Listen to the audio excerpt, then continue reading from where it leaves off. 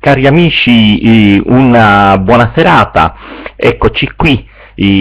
oggi è lunedì,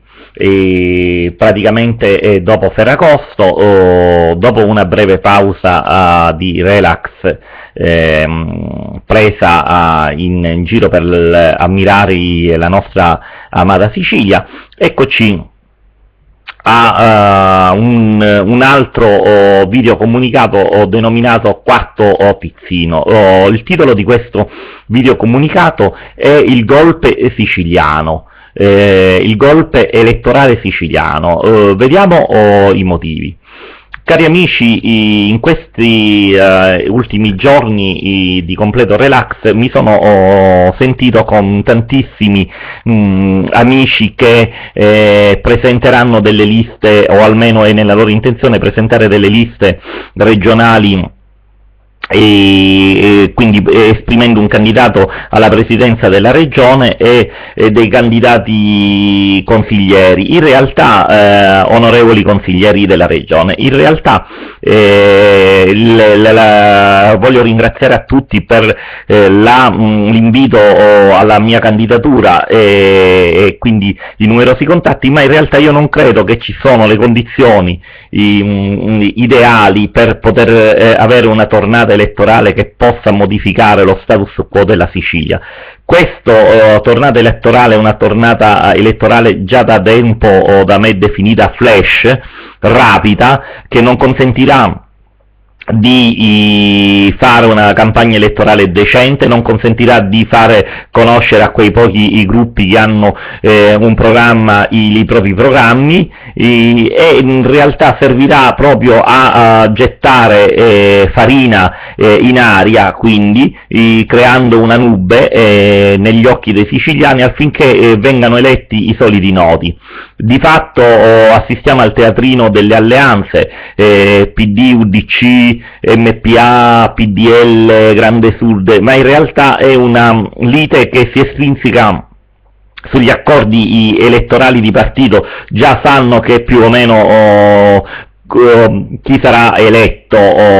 come consigliere, manca solo il nome del presidente, ma questo poi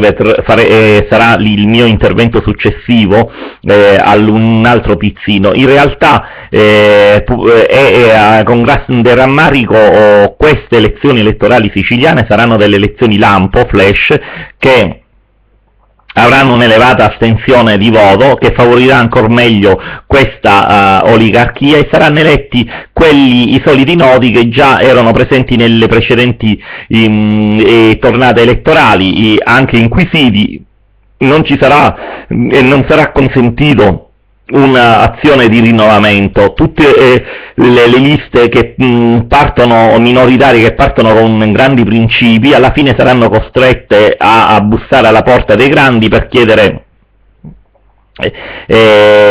al limite una posizione all'interno della nuova giunta regionale,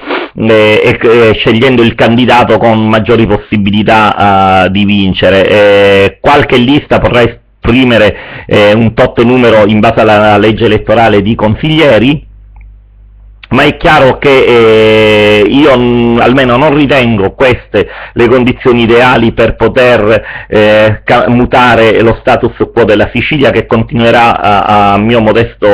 avviso a vivacchiare così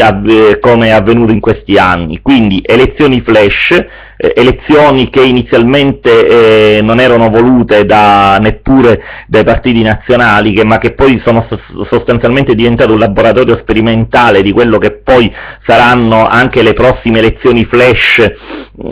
nazionali, e quindi una sorta di golpe, un golpe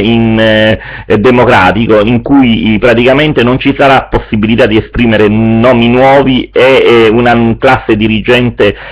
politica nuova per la Sicilia. Per cui a questo punto la mia scelta non sarà altro che quella di appoggiare un candidato fra i meno peggio. È chiaro che non escludo ancora la mia candidatura, ma ritengo, e ripeto, non ci siano le condizioni, se non per lavorare per i prossimi 4 anni,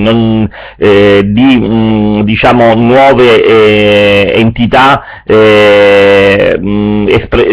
possano dare quantomeno un vento di nuovo alla Sicilia. Non ci sarà neanche l'esploit del Movimento 5 Stelle, che comunque otterrà un buon riconoscimento, e ci saranno tanti non votanti che non faranno altro che favorire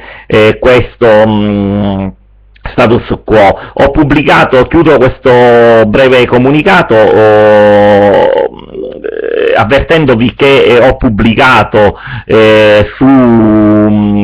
il sito, il giornale della politica.com, il mio blogger, tutte le indicazioni per come presentare le liste, i loghi e i siti della regione siciliana, e per quanto riguarda la mia posizione la esprimerò nel prossimo comunicato a seguire. Una buona serata da Remo Pulcini.